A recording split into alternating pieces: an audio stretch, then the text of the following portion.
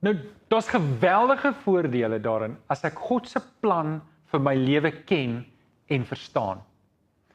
Ek dink wat ek en jy op hierdie punt vir mekaar moet sê is, nou ons begin deur om in die bus te klim, wat ek en jy moet verstaan is, ek's nie alleen op hierdie bus nie. Wanneer ek God se plan volg, is ek deel van 'n geloofsgemeenskap.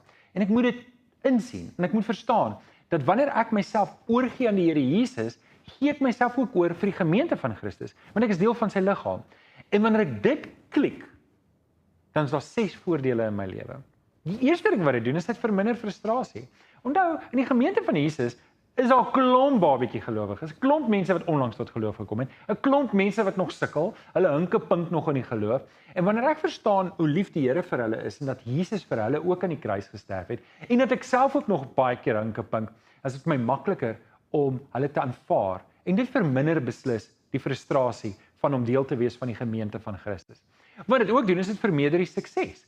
Ek besef dat God se plan behels dat ek nie alles kan doen nie. God se plan behels dat hy nie vir my alles gaan gee om te doen nie, en dat ek ander mense gaan nodig hê. Dis reg. Daar's tekortkominge in jou lewe wat daar is by design. God het jou met tekortkominge geprogrammeer sodat jy my nodig het. En dieselfde vir my. Daar's tekortkominge in my lewe sodat ek jou moet nodig kry. En as ek dit verstaan, dan kan ek begin as te ware om die stukke bymekaar te sit en te sê, ek het 'n rol te speel in 'n groter masjien.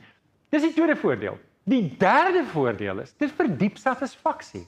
Nou skielik word dit vir my 'n vreugde om te sien hoe groei ander mense geestelik. Dit word vir my 'n vreugde om te sien, hier's iemand wat gesukkel het met 'n ding en hy kry oorwinning. Dit raak vir my 'n vreugde om te sien hoe iemand sy huwelik herstel, hoe iemand anders begin vorder in sy geloof. En dit gee vir my 'n diep satisfaksie in die Here Jesus om te weet, sy kerk werk.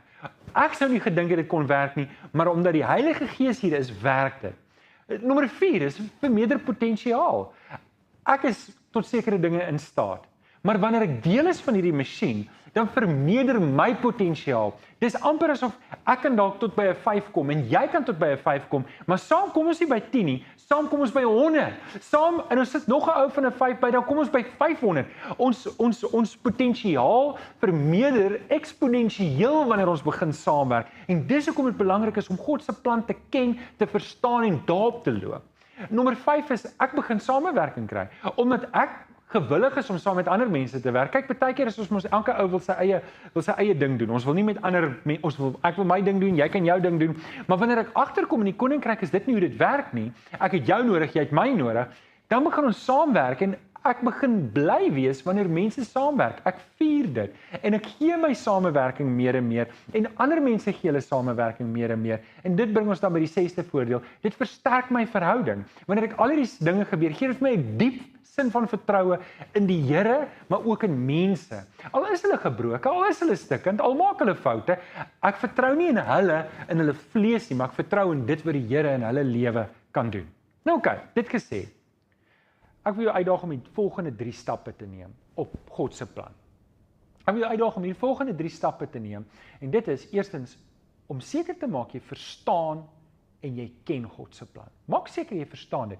Kyk dalk hierdie video weer en maak notas. Maak seker jy verstaan wat dit is wat God wil hê jy moet doen, waar jy betrokke moet wees. Dis stap nommer 1, verstaan.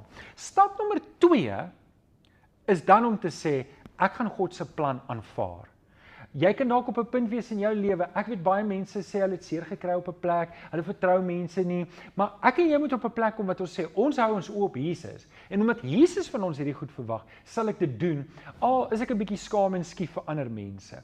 Aanvaar God se plan. En die derde stap wat ek en jy moet neem, is om dit uit te voer. Om die een voet voor die ander voet te sit en te begin loop. Om te sê, goed Here, dis wat U van my verwag, dit is wat ek gaan doen. Ek is tevrede daarmee. Ek gaan U nie verder uitdaag nie. In die boek, aan die einde van elke hoofstuk, is daar praktiese vrae. Ek wil jou vra om dit te doen. Voordat jy die volgende studie doen, maak seker jy het al die praktiese vrae geantwoord en jy verstaan dit. Oorweeg elke vraag bidden, want dis hoe jy die meeste uit hierdie studie gaan kry. Ek kry jou by hoofstuk 2.